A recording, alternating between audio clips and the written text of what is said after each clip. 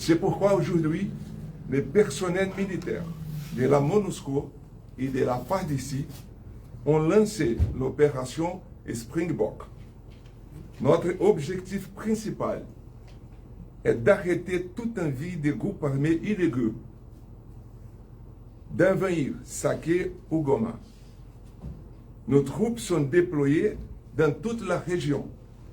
Et si jamais les groupes armés illégaux s'approchaient de cette ville, la MONUSCO et les FARDC défendraient la population civile. La mission a également établi des périmètres de sécurité près des savanes de Kichanga afin d'assurer la protection des civils et d'aider ceux qui ont cherché refuge autour de la dite base. Merci beaucoup.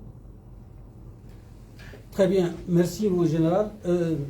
Lieutenant-colonel Ndjike, est-ce que vous avez quelques éléments à apporter avant de passer à la séquence questions-réponses?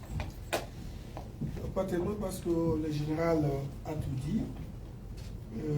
Je voudrais ici dire que les forces armées de la République démocratique du Congo estiment que la décision prise par la MONUSCO est une décision vraiment importante, mais aussi réfléchie, car la MONUSCO connaît bien l'ennemi qui est en face de nous, qui se trouve être la M23 appuyé par l'armée rwandaise, et le mal que ces derniers fait à la population, mais aussi, non seulement la population de la République démocratique du Congo, mais aussi la population de toute la région. Donc la MONUSCO connaît très bien cet ennemi, et donc